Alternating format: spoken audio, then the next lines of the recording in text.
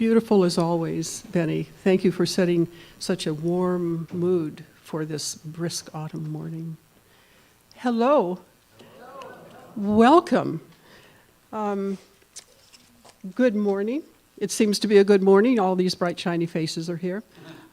I'm Vicky Semones, and I'm here to welcome you to the Center for Spiritual Living, Tacoma. Each of you in person in our lovely sanctuary, and those joining us online. Our musicians today include Benny Yangco on clarinet, our special guest vocalist Lawrence Lambert, accompanied by Pete Beresford on percussion. Our audiovisual team upstairs has grown a bit. We have Erik Perrohe, Ronald and Mac Ebersole. Our practitioners today are Bev Holland on platform and Ona Chambers holding high watch or consciousness in the back.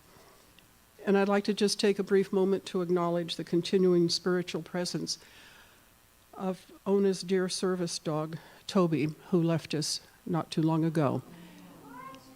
And Ona is asking us to send a prayer out into the spirit that another lovely, caring service dog will find its way, hopefully a girl, to Ona, and that Toby is resting after his beautiful service. We want to thank our greeters today, Justin and Mary, who are still waving and happily attentive at the front door. They will also participate in the offertory later. And thank you to Jack, who's downstairs, I believe, coordinating our coffee service today, which is so important to us, especially on these cold mornings. Our speaker today is our own effervescent Reverend Drew Ebersole. And you like to, okay. The Center for Spiritual Living Tacoma is an inclusive, welcoming, and heart-centered community. And we're so glad you each have decided to join us this day. If you're here for the first time and you feel comfortable enough, and hope that you do, would you raise your hand so that we can welcome you here? Whoa. Keep your hands up for just a moment. Keep your hands up for just a moment. We have a visitor's packet on its way to you. Or did they did? Justin's right on the job. Okay. Thank you all for coming today. It's lovely to see you. Now let's take a moment to remember who we are and what we believe. The Center for Spiritual Living Tacoma is a peaceful, loving, and joyful spiritual community with a shared set of values, principles, and practices. We embody an understanding of our oneness with Source. We are committed to individual transformation and to being a beneficial presence on the planet. Our vision is to create a world that works for everyone. We help to empower you to bring your dreams to life, and we do this together through practicing meditation and prayer, offering a spiritual home, teaching universal spiritual practices, giving graciously, living in the present moment, engaging in a life of service, and providing a pathway to peace of mind. And I just want to say that it really does work.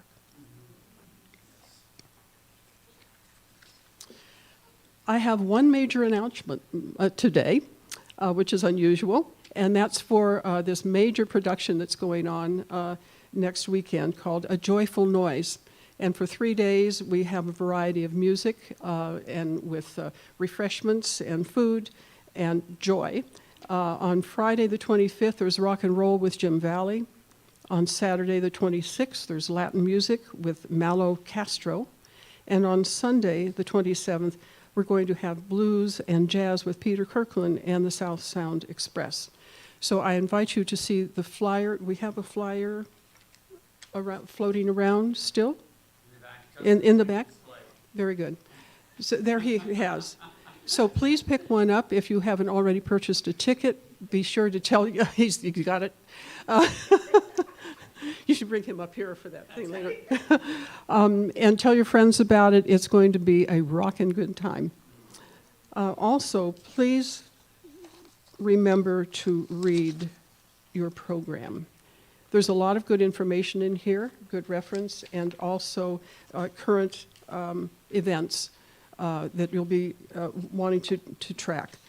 And I just wanted to say one thing about this event. There's a lot of work going on behind the scenes. It's all a sense of community and camaraderie and joy. And it's sincere and it's uplifting, and there's an upwelling that happens when you're there. So if you have any doubt about coming, take a chance. It'll be worth it. So I think that that's it, but I do want to remind you that we have our wonderful practitioners who will come into the prayer room at the back of the sanctuary at the end of service, and they hold a prayer circle. So if you are in any way in need of a prayer, they're there to help you, and they do it beautifully. So over to you, Drew. Thank you.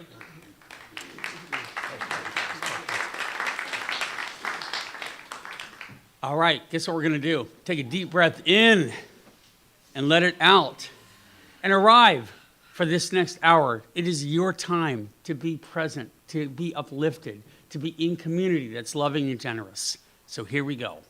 I also want to announce, too, that we have a new member meeting after center, and Susan Blake and I will be doing it. Susan's right there waving her hand. She's a practitioner. She's excellent. So come join us. If you know about it, you're going to be there. If you don't, come and find out anyway. It's really what membership is about at the center. We're going to talk all about that.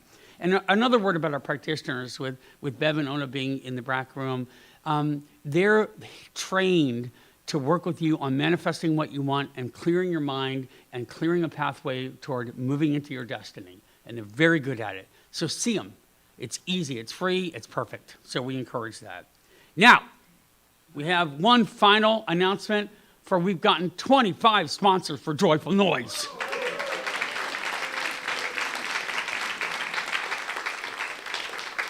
So is Pete around? Can you come up and make a joyful noise for us? We are going to announce these, and we're going to do one final dance and celebrate and raise a joyful noise. Our first one is Marge Pearson. Come on up, come on up, come on up.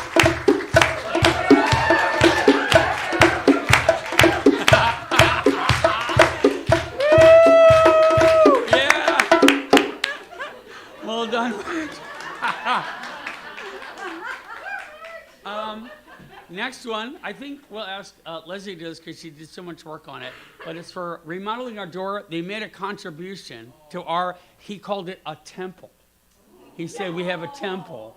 And it's the Construction, Restoration, and Remodeling Company who donated to our center.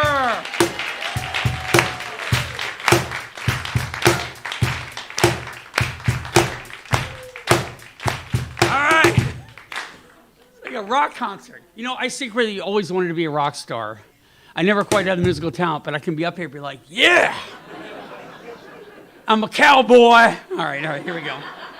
And our final one for today, this is a really amazing institute, the Institute for Black Justice, and they do some great work with mothers and families of all colors to help them get reunited with their children where they're ready to be a supportive, loving family and get out of a system that might be oppressing them. And we work with them, and we love it, and they do magnificent work, and we see reunited families all the time, and they've agreed to sponsor our event. So this is for IBJ!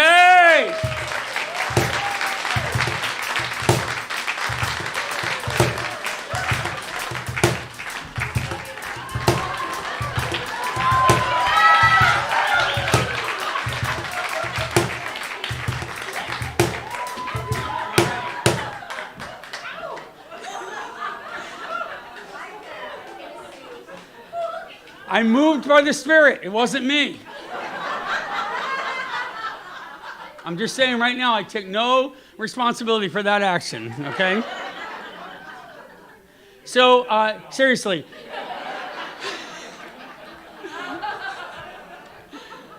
I'm so glad my wife tolerates me and we have a beautiful marriage. Thank you, CJ. It's so wonderful. I do want to say, though, there are flyers in the back for this incredible concert. It's a marvelous thing. It turns into a spiritual cafe. There's lights, there's sounds, there's music, there's energy, there's love, and we really raise the roof.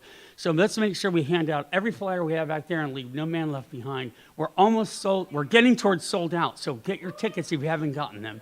We're getting toward it, so we just have a few more to go, and we'll get there. So everybody give each other a pat on the back for supporting all that and all we do. Okay, so we have some gratitudes for today. They are in your program. Fill one out if you want us to read them, because we read them every Sunday. So fill out what you're grateful for, and we'll take a good look at it together. So let's breathe these in, because these gratitudes are your gratitudes too. You get all this benefit from them. Celebrating Indigenous Peoples Day instead of Columbus with my family. Nice. Living for today. Trusting the process of life. My loving clients that remind me that I'm just where I need to be. Laura Lee Bentel and my abundance. The greetings and hugs coming into CSL, the feeling of love and acceptance throughout, knowing that no matter how I am welcome here. And with that, I also want to say that one of our members, Tracy, asked me to recognize the passing of Ron Wilkins, was one of the substance abuse counselors that helped a lot of people, and he passed. And she wanted to make sure that the Halleck sponsorship was going to be in honor of him. So let's just take just a moment and breathe in for Ona's dog and for Ron Wilkins and for all those that we have lost. Let's just take a moment of silence.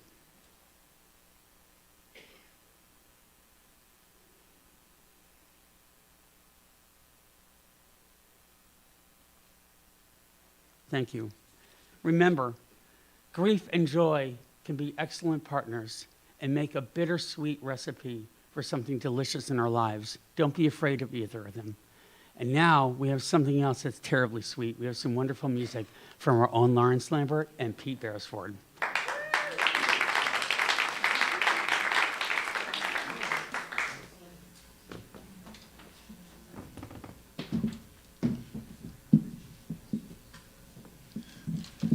Good morning.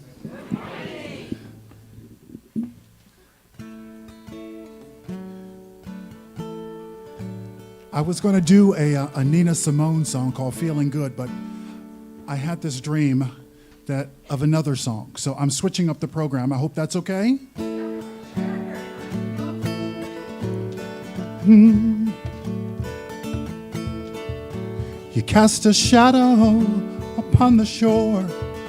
I want to know what we're waiting for. Nothing changes overnight. So come on in, we can work this out with my body, with my soul, in one voice, with my body, with my soul, one voice. Don't be a stranger, take my hand, then I'll lead you off the burning sands. The tides are changing, the wind is right to leave the darkness, come into the light with your body, with your soul, in one voice, with your bodies, with your souls, in one voice,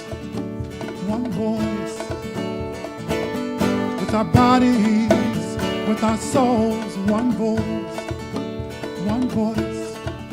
Don't be a stranger, take my hand, then I'll lead you off the burning sands. The tides are changing, the wind is right to leave the darkness and come into the light with our bodies, with your soul, with your bodies, with your souls, with your bodies, with your souls, and sing in one voice for peace, for love, for hope. Sing for joy, sing for peace, sing for love, sing.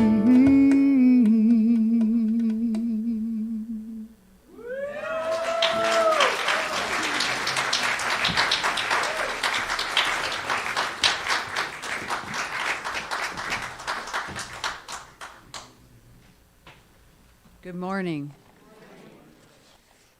My name is Bev Holland. I'm one of the practitioners here. And it's just so wonderful to see so many people today. So hope you're enjoying it as much as I am. You know, that move that he did? I don't know. I mean, I think it's great that he can do that. But You can do that too. I have three quotes to read today because they're all just equally great. First one is by Albert Einstein.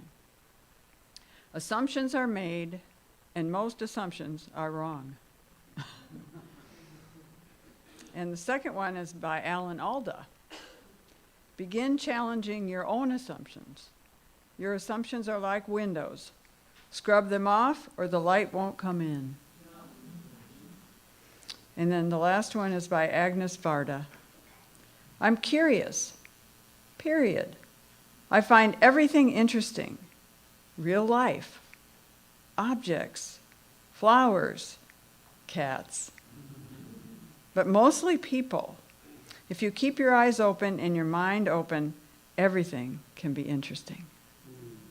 So I'm inviting you now to close your outer eyes for our meditation.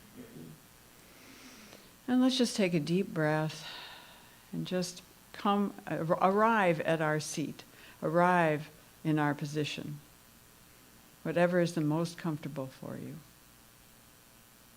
And let's take another deep breath. And just think about what was the beauty that you saw when you were coming here today? Was it the leaves? Any flowers that are still blooming?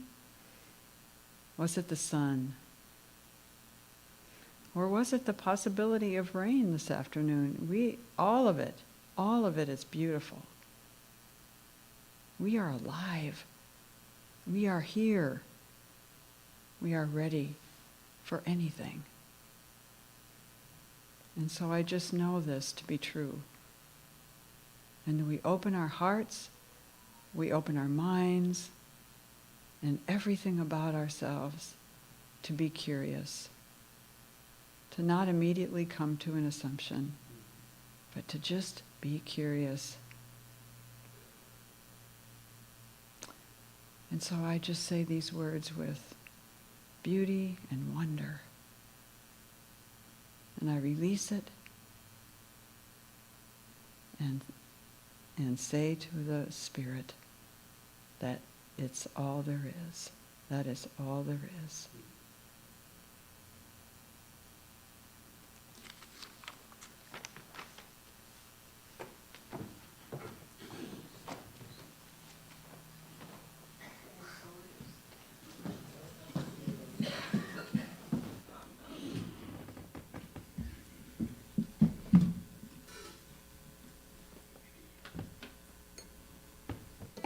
How you guys doing? Nice. Gosh, you look so beautiful.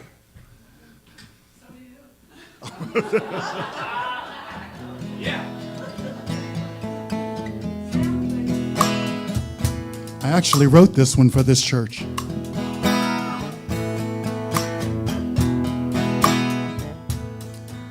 We are gathered here today to celebrate and say, love has found a way. With his words we are led, from this moment be said, love has found a way. And love is a gift as precious as the air we breathe. It's love we breathe.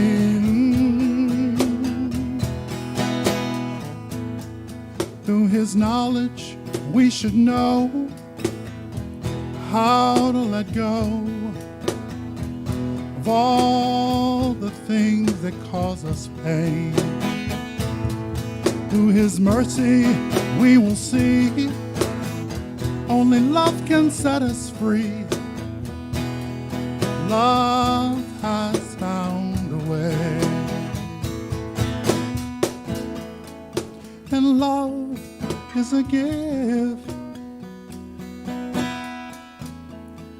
As precious as the air we breathe. It's love we breathe.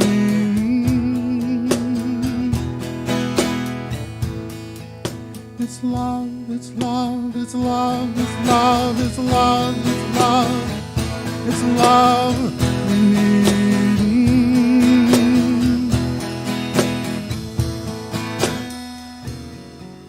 And some may ask why.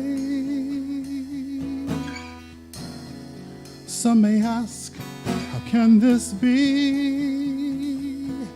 And I will simply answer, thanks for all the love you've given me. So we're gathered here today to celebrate and say, love has found a way.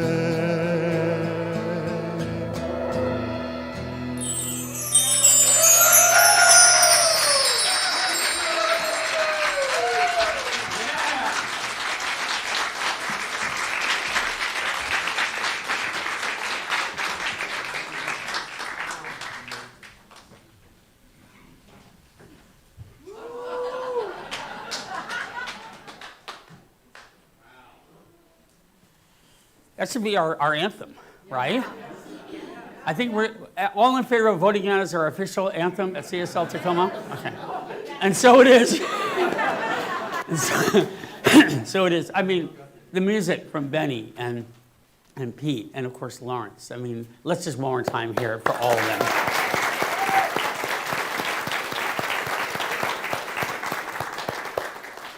Okay, take a deep breath in again. Now, we're going to be talking about how to liberate your mind. Sounds good, doesn't it? How do we free ourselves? How do we open up to the world exactly as it is and still work for what we want? Well, the main thing we have to do first is let go of assumptions. Let go of judgments that we might have. Now, I want to be very clear. We're not talking about judgments that are about good, wise discernment. That's very different. That's making a good, clear decision on what's best, what's least harmful, what's most beneficial to all beings. We have to be able to do that. We have to be able to understand choices that we make. I'm talking about the snap judgments, the blind assumptions that we're not even aware we're making all the time. Yes, as human beings, we have to make some assumptions. I have to assume that the ground will meet my foot if I step off the platform. Okay, I didn't fall into a pit. That's good. I have to assume that when I move to a doorknob, that it's generally going to open in the way I know, or that when I turn my car on, barring any mechanical problems, which I'll ask Aaron to come and fix, I will start my car. It'll be okay. Those are assumptions that are good, safe assumptions. I'm talking about the kind of assumptions that we're not even aware we're making about other people or other things we see, and stories we may build up about those assumptions that we're not even conscious of. It's the bedrock of racism, those assumptions. It's the bedrock of hate and distrust, disbelief. And we're not even conscious we're doing that, but we're setting up whole constructs of, oh, they're this and this is that way. Even folks that believe differently than we do. So one of the antidotes is, as you heard in the quotes, curiosity, openness. We have to stay open. We have to stay prepared to meet what's in front of us with fresh eyes.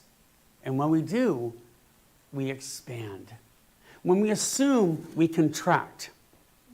We shrink. We get small. We get often bitter or lost. And what happens is those grooves get deeper in our brain, and they can't be rectified, they can't be changed. When we stay curious, take a deep breath in again, we stay open, we're astounded by what we meet. You know, you heard that Albert Einstein said most of our assumptions are wrong. Well, Brene Brown, great researcher, and I've quoted some of this before, but I want you to hear it again, has clocked the assumptions made in experiments. And do you know her finding was they're nearly 90% incorrect? So just think for a second, all the assumptions you have about people or political systems or what's going on in the world, you have to understand that unless you know deeply what's going on and you explore deeply and you listen deeply and you connect empathetically and you understand more of what's happening, you're probably living under false pretext. You're living under fake news. The real fake news. I guess that's kind of an oxymoron. Yeah. But if there was, that's it. It's because it's like a conspiracy theory for your mind, really. It's like you're believing in something false. So how do we come out of that? How do we move through that? And why is it so important to liberate our minds to do this? Because when we do, we touch experience directly. We touch life. We touch being alive. We're not lost in this dark hole of fear and anxiety. And much of what we're fed on the media is about exacerbating that fear and anxiety. So we have to physically realize that's not the proper ratio of what's really going on in our world. We have to assume good intent. We have to assume the best in people, because what we do is we actually help bring that about. Why is this so important in creativity? Because if I'm lost in assumption and I'm lost in fear and anxiety, unwittingly, that's what I'm creating in front of me. That's the energy I'm giving off when I'm with people. I don't even know I'm doing it. I think I'm being protective or smart or, cynical, because that's going to keep me guarded. It does the exact opposite. It keeps me perpetually living in that flow. When you're open and curious, like just looking around you, how would you like to find out about someone new today after service? How would you like to learn about them and learn something new? How would you like to be amazed at what you hear? Every time we do, we connect. Remember that assumptions and judgment disconnects. Empathy and curiosity and compassion and love connects us. This is how we make a world that thrives in harmony. I want to tell you about how assumptions can also keep us trapped. Because we expect things to happen. My wife told me about a study that she read the other day, because she's wonderful and she reads things and she tells them to me, and it helps me a lot. So thank you for sharing that, CJ. And in the study, what they were doing was taking college students and they were going to paint a little scar around their face, and then ask them to go out and interact with people and note what they perceived, being scarred, being deformed in some way. And so they didn't let them look at themselves. They painted the scar on and sent them out. And they all came back and reported that they had seen a very big difference in the way they were treated. They felt like they were being judged or criticized. And then, at the end of the experiment, they showed them a mirror of themselves. There was no scar that had been painted on their face. And so they were assuming that because they had a scar on their face, that people were going to mistreat them, and they were actually creating the experience in their mind and in the interaction. Do you see how powerful that is? When that wasn't the case at all. So how much of your assumptions are going before you and creating and experiencing the interactions that you have? That's where you need to challenge them all. I just thought that was an incredible story in the Great Revelation. Here's a little bit of data, too. The first one is in the assumption. This is from Kelly Richards and the Wellness Institute. The negative impact of assumptions that can have mental health. Assumptions can lead to negative thinking patterns, such as ruminating and imagining worst-case scenario. How many of us are doing worst-case scenarios about the elections? Right? We don't know anything. Don't assume anything. You have no idea what's going to happen. And just a word about that. We can all rise in strength that we have not even known before because of what happens. None of us are going to roll over and die. We're going to rise and be stronger than ever before, no matter what occurs. All of us. And this is the whole country. Not sides, But all of us, if that's the intention we hold, and we stay open to that, and we listen, we can get there. Because we deserve to get there. Our world needs to get there. So just a word for that as well. This can activate the body's flight or fright response when you're in assumptions, which can make it hard to think rationally. Do you notice that happening when you make assumptions? Assumptions can lead to miscommunications and misunderstandings in relationships. They can strain them. For example, we assume their partner doesn't care about us, and they might judge us, and we might judge them as selfish. Assumptions can lead to poor decision making, such as when business assumes a product will be successful without testing the market, or assumes something will fail, in which it doesn't. Here's one thing I want you to see, that 25 sponsorship board up there, raking in some good money for us to raise it and spread our mission. That came from not assuming that it was going to fail, but assuming and deciding and believing that it would be successful. And then it is. Okay. Problem solving. Assumptions can lead to misguided problem-solving efforts. For example, if someone assumes they can't do a presentation without a PowerPoint, and they don't get the PowerPoint, and they back out. It's not true. You can do anything. Bias and stereotyping. Assumptions can lead to bias and stereotypes, which can perpetuate discrimination and hinder inclusivity. Assumptions can lead to miscommunications at work, which can affect productivity and profitability. Assumptions can lead in leadership to make poor decisions, animosity between the staff and the people involved. Now, let's take another deep breath in. Ready? Let's hear from the other side about staying curious, staying open.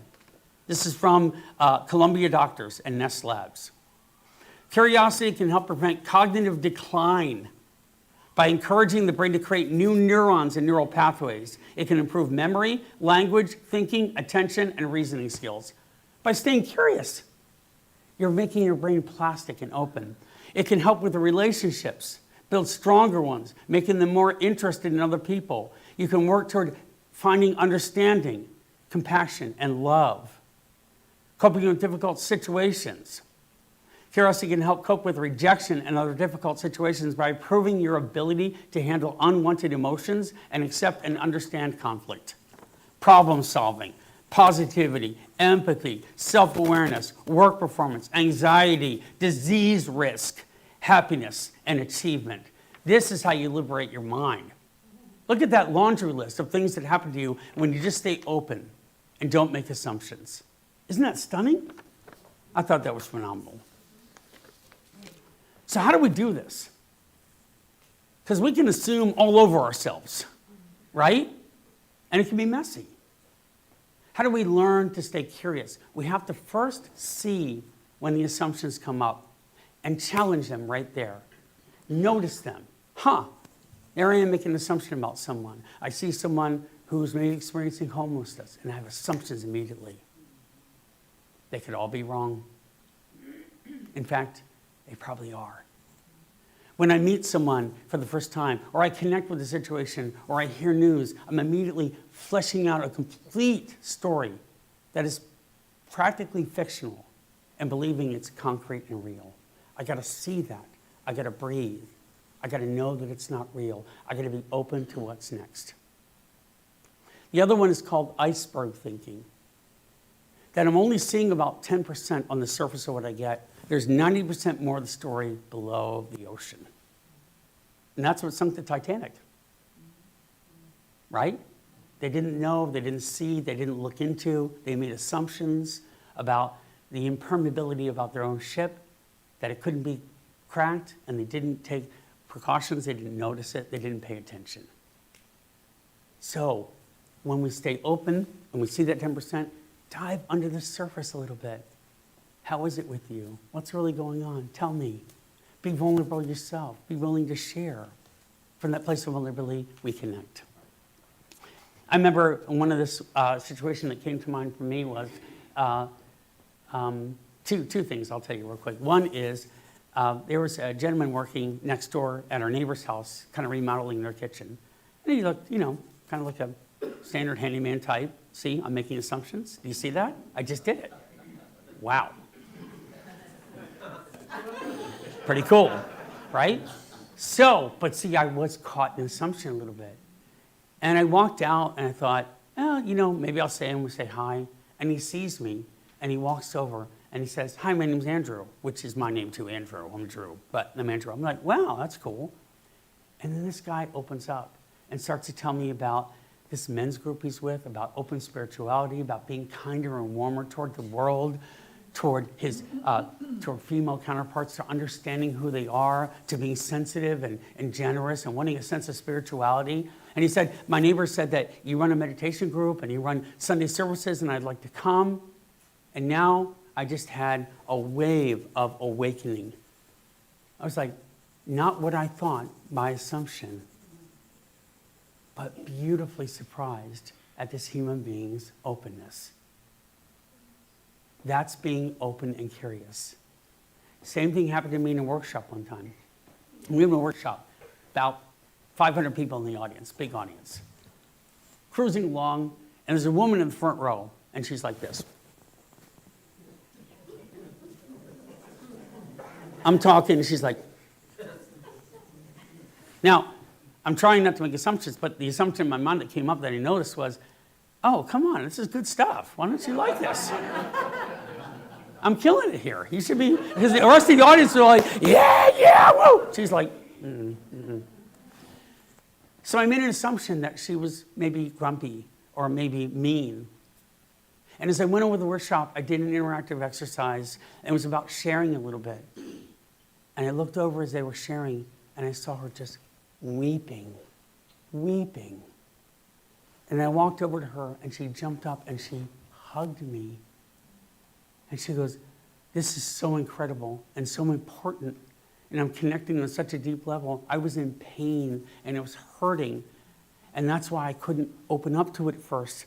But I did, and thank God I did, because I'm having a revelation." She goes, "This is changing me." And I was like, "We're right here with you." So if I hadn't assumed anything, which I didn't really, luckily, it was just surface and I let it go. Like, it'll come up, you'll have judgments and assumptions, but you can let them go. And because I stayed open, she was there and willing to have this transformative experience. And she did. And what happened was, it changed her, and she stayed afterwards, and we talked a long time, and she was on a positive trajectory. That's what staying curious does for you. That's what being open does for you, because you never know what's being presented for you. Don't make an assumption about it. So our brains love to treat negative experiences like Velcro and positive experiences like Teflon, right? So when we make an assumption, boom, that's real, that's it. Stay curious, and you can let that negativity slide off. And then by the connection, you'll form a bond that is Velcro, that is kind and loving. Like when I hear the singers, or I look at all of you, or how we connect, I'm filled with a sense of love and hope and joy. And that's real. And that becomes what we create in front of us and what you can create too. So remember, you're going to recognize and question your assumptions. You're going to see them come up. You're going to let them go. And you're going to be curious about learning something that you don't know. It's good for you on every level to do this. You live a longer, happier life, and will create more of the world we want. I want to read for you this story, which really sums up what I think the assumptions are all about. Hold on one second. And I read this long ago, but I haven't read it for a while, and I want to read it again in the context of these assumptions. So let's read it together.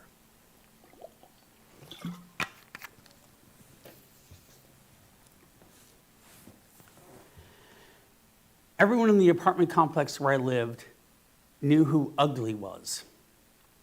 Ugly was a resident tomcat. Ugly loved three things in the world: roaming around, eating garbage, and, shall we say, love. The combination of these things, combined with a life spent outside, had their effect on Ugly. To start with, he only had one eye, and where the other should have been, there was only a hole. He was missing his ear on the same side. His left foot appeared to have been badly broken at some time, and it healed at an unnatural angle, making him look like he was always turning a corner. Ugly would have been a dark gray tabby cat, except for the sores covering his neck and head and his shoulders. Every time someone saw him, there was the same reaction. That is one ugly cat. All the children had been warned not to touch him. The adults threw rocks at him, hosed him down, sprayed him when he tried to come into their homes, or shut his paws in the door when he would not leave. Ugly always had the same reaction. If you turned the hose on him, he would stand there getting soaked until you gave up or quit. If you threw things at him, he would curl his lanky body around your feet in forgiveness. Whenever he spied children, he would come running up to them, meowing frantically to bump his head against their hands, begging him for love. If he picked him up, he would immediately begin suckling on his shirt or earrings or whatever he could find. One day, Ugly shared his love with the neighbor's dogs, and they did not respond so kindly, and Ugly was badly mauled. From my apartment, I could hear his screams. I tried to rush to his aid. By the time I got there, he was laying down, and it was apparent that Ugly's life was probably coming to an end. Ugly lay in a wet circle, his back legs and lower body twisted grossly out of shape, a gaping tear in the white stripe of fur that ran down his front. And as I picked him up and tried to carry him home, I could hear him wheezing and gasping and could feel him struggling. I must be hurting him terribly, I thought. Then I felt a familiar tugging, suckingly sensation on my ear. Ugly in so much pain, suffering, and obviously dying, was trying to suckle on my ear. I pulled him close to me, and he bumped the palm of my hand with his head. And then he turned his one good golden eye toward me, and I could hear the distinct sound of purring. Even in the greatest of pain, that cat was asking only for a little affection and perhaps some compassion. At that moment, I thought Ugly was the most beautiful, loving creature I had ever seen. Never once did he try to bite or scratch me, try to get away from me, or struggle in any way. Ugly just looked up at me, completely trusting in me to relieve his pain. Ugly died in my arms before I get him inside. But I sat and held him for a long time afterwards, thinking about how one scarred little stray could so alter my opinion about what it means to have true pureness of spirit, to love so easily. Ugly taught me more about giving and compassion than 1,000 books or lectures or talk show specials ever could, and for that, I will always be thankful. He had been scarred on the outside, but I was scarred on the inside. And it was time for me to move on and learn to love more truly and deeply, to give myself totally to those that I cared for. Judgment prevented me from truly seeing Ugly, and in that moment, I vowed to release assumptions and remember to stay open to the wonders of the world that are right in front of my eyes. Many people want to be richer and more successful and well-liked or beautiful, but for me, I will always try to be just a little bit more ugly.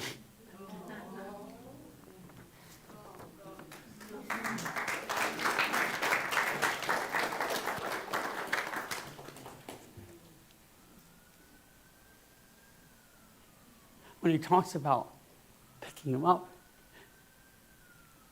when the cat that had been so badly abused his entire life was willing to open up and still be loving and trusting, is the fiercest demonstration of love that you will ever see on our planet. And that's what we're doing here. All of you are that demonstration of love. And we can be just as fierce and beautiful and open in every possible way. And doubt it not. And embrace that mantle of what's been given to you in this gift of life. And let go of assumptions about whatever it is that might be holding you back. And embrace a curious, open nature. In that fierceness, in that beauty, in that truth, in that love, we become a world that thrives in harmony. You become aware of the wonders of this precious human birth. You live in joy and a fierceness in love that is unparalleled. So as you go forward today, vow to open your heart, open your eyes, and open your mind to the wondrous possibilities of the love that we are creating together. Bless you and thank you.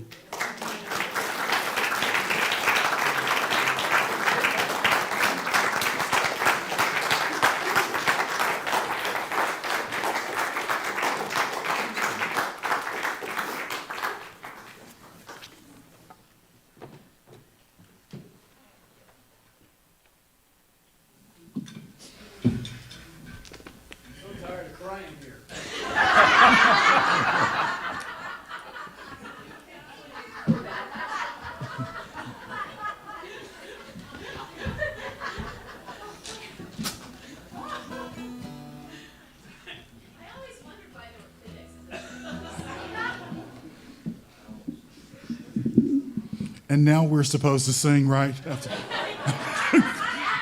Oh my gosh. This song is called Form the Line, but it's really about people coming together, the power of the people. It's time to come together. It's time to form the line. It's up to you and me now. We're running out of time.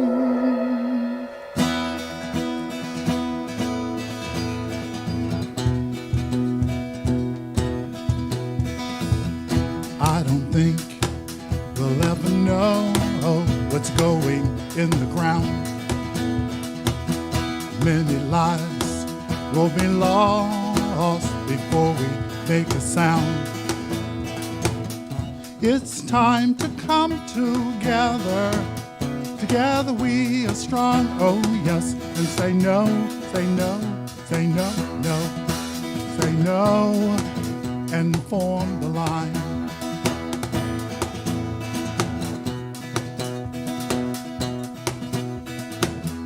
We can't waste another moment. We gotta make this right. We must work together to push it in the light. It's time to come together. Together we are strong, oh yes. And say no, say no, say no, say no, and form the line.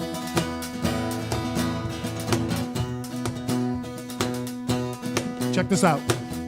We can make a difference if we try. We can heal the world if do or die. It's time to come together. Together we are strong, oh yes. And say no, say no, say no, no. Say no, and form the line. Check this out. All alone, I'm just a whisper, but together we are loud. Better late than never to step into the crowd. It's time to come together. Together we are strong, oh yes. And say no to war, say no to hate, say yes to love, that's what we're fighting for. Say no, but say yes to love. Say yes to love and form the line.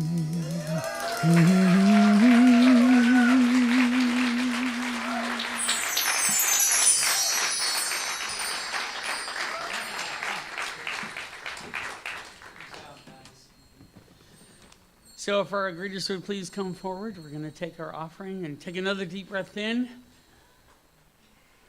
Stay open and release. We're going to hear some more good music. And today we'll say our prayer with us together.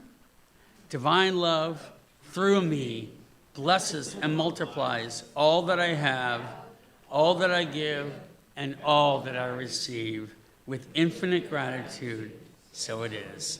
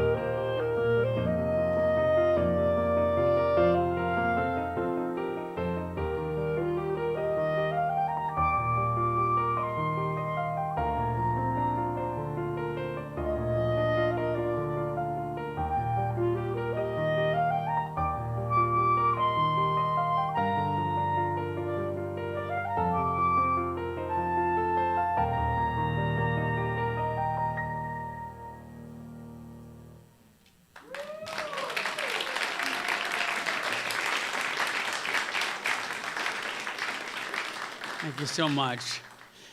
I want you to just take a second and just turn to your neighbor and say, I will see you with fresh eyes today. Just take a second.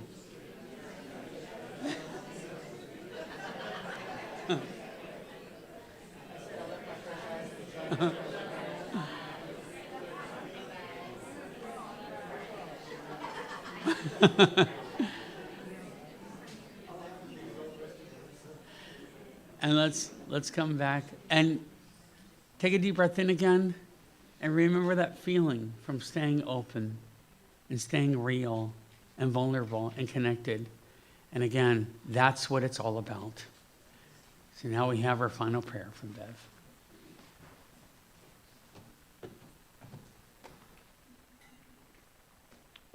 I invite you again to close your outer eyes with me and just know the truth. The truth is that God, love, peace, and joy is absolutely everything. It is all one, and we are one with it. That's how it works. We can pray to the Spirit within anytime we want.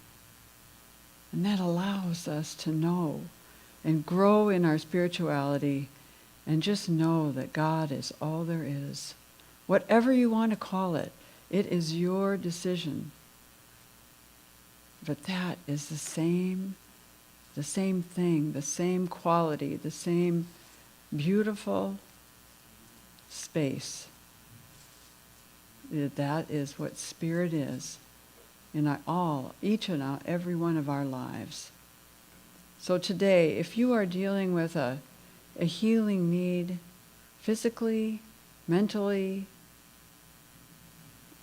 and spiritually, it is all something that we can do by turning within, by knowing the truth about the situation and moving forward. And so I'm just so grateful knowing all these truths. And I release it into the law, and so it is. Pete, you want to do drums for us for Release and Let Go? He holds the beat. So let's all say, we're going to stand up and we're going to sing Release and Let Go. And part of it is releasing assumptions, releasing judgment. Release and let go. Here we go. You ready? Yeah. You start. I release and I